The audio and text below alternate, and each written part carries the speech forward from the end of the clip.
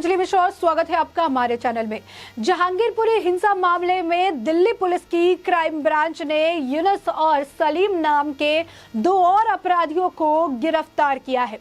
इन दोनों पर तलवार बांटने का आरोप है। तो वहीं दूसरी तरफ एक मुस्लिम निकाय ने सोमवार को ही केंद्रीय मंत्री गृह मंत्री अमित शाह को पत्र लिखकर पूरे भारत में दंगे में पॉपुलर फ्रंट इंडिया यानी पीएफआई की भूमिका का आरोप लगाया है। ऐसे में क्या है यह पूरा मामला, आइए इसके बारे में हम विस्तार से समझ लेते हैं। दिल्ली के जहांगीरपुरी हिंसा मामले में दिल्ली पुलिस क्राइम ब्रांच ने दो और अपराधियों अपराधी भाई यूनुस और शेख सलीम को गिरफ्तार किया है। दिल्ली से गिरफ्तार दोनों पर हिंसा के दौरान तलवार बांटने का आरोप है। दिल्ली पुलिस क्राइम ब्रांच ने जहांगीरपुरी हिंसा मामले में अब तक 30 बालिग और 3 नाबालिग को गिरफ्तार किया है। कोर्ट ने हिंसा के मुख्य आरोपी को न्यायिक हिरासत में भेज दिया है। अभी फिलहाल क्राइम ब्रांच के पास 3 ही आरोपी हैं, जिनसे लगातार पूछताछ की जा रही है।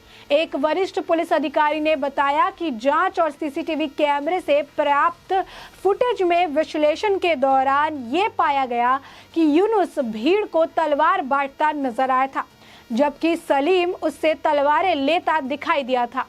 उन्होंने कहा कि सीसीटीवी फुटेज के आधार पर हमारी टीम ने दोनों आरोपी की पहचान की।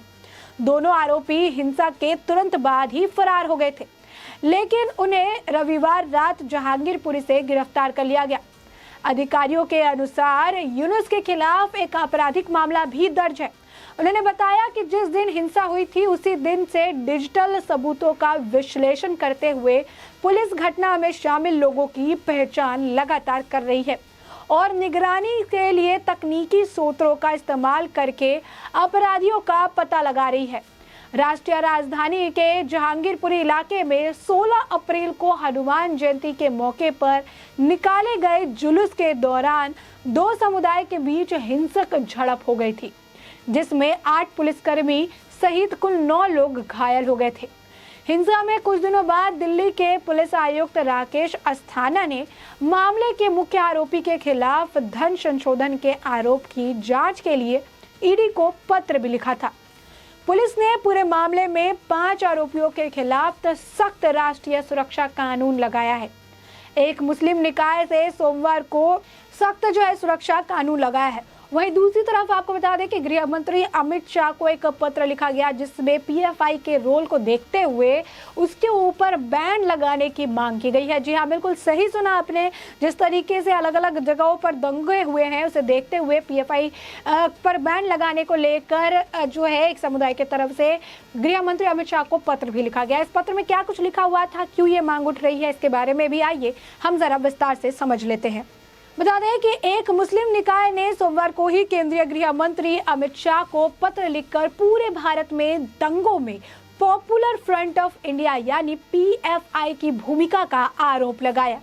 गृह मंत्री को लिखे पत्र में सूफी खानगा एसोसिएशन ने आरोप लगाया कि विवाद से लेकर उत्तर और पश्चिम भारत में रामनवमी हिंसा तक की अधिकांश घटनाओं में पीएफआई की प्रत्यक्ष अप्रत्यक्ष भागीदारी थी। सूफी मोहम्मद कौसर हसन मजीदी ने अपने पत्र में कहा कि जांच एजेंसियों द्वारा प्रकाश में आने वाली अधिकांश घटनाओं में पीएफआई की प्रत्यक्ष अप्रत्यक्ष भागीदारी देखी गई है। भारत में सूफियों के सबसे बड़े संगठन सूफी खानगा एसोसिएशन को चरमपंथी संगठन पीएफआई की अराजक गतिविधियों के बारे में लगातार चेतावनी दी जा रही है। 25 जनवरी 200 को पीएफआई द्वारा लोकतंत्र बचाओ अभियान शुरू करने के बाद से ही लगातार सांप्रदायिक घटना सामने आ रही है। उन्होंने कहा है कि 7 फरवरी को कोटा सम्मेलन और 28 फरवरी को बेबीनार मुद्दे के बाद से स्थिति और खराब हो गई। खासकर हिजाब मुद्दे के कारण दक्षिण भारत में हिंसक घटनाओं में तेजी आई है। हिंसा में पीएफआई की संपलित के दौरान उत्तर और पश्चिम भारत में रामनवमी की शोभा यात्रा चिंता का विषय थी। पत्र में यह भी आरोप लगाया गया कि उत्तर भारत में रामनवमी के नेतृत्व वाली हिंसा को पीएफआई द्वारा दक्षिण भारत में ईद के समय दोहराया भी जा सकता है। इसे कहा कि मैसूर में एक इफ्तार पार्टी में पीएफआई नेता मोहम्मद शफीक ने भड़काऊ बयान इस बात के संकेत है कि समय से आसपास अप्रिय घटनाएं हो सकती है। शाह को सौंपे गए पत्र में कहा गया कि धार्मिक महत्व की एक इफ्तार पार्टी में मो शफीक द्वारा दिए गए भाषण में नागरिकता कानून के खिलाफ विरोध प्रदर्शन की घटनाओं में पीएफआई की सम्मिलित हो स्वीकार करते हुए शफीक ने कई ऐसे बयान दिए जो कि शांति, कानून और व्यवस्था को बिगाड़ रहे हैं।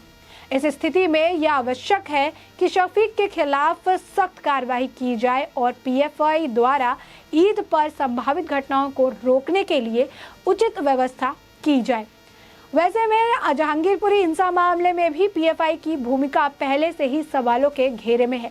बता दें कि 23 अप्रैल को एक मीडिया की हिरासत में लिए गए व्यक्ति में से एक के विशेष रूप से जब बातचीत की गई तो उन्होंने हनुमान जयंती हिंसा में पीएफआई का हाथ होने का भी आरोप लगाया था, जहां उत्तर पश्चिमी दिल्ली में शोभा यात्राओं पर पथराव किया गया था।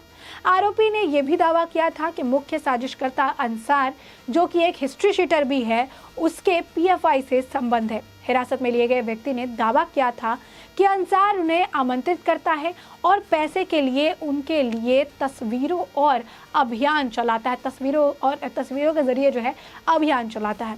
तो साफ तौर पर जो है ये एक बड़ा आप देख सकते हैं कि खुलासा किया गया है किस तरीके से पीएफआई पर बैंड लगाने की जो है कोशिश की जा रही है। पीएफआई पर बैंड को लेकर कहा जा रहा है कि पीएफआई पर बैंड लगना चाहिए। इनका हमेशा से किसी न किसी मुद्दे पर रोल रहा है, हमेशा से इस तरीके की अप्रिय घटना में ये शामिल रहे हैं और ऐसे में इससे मुश्किलें जो है वो काफ़ी ज़्यादा बढ़ सकती है।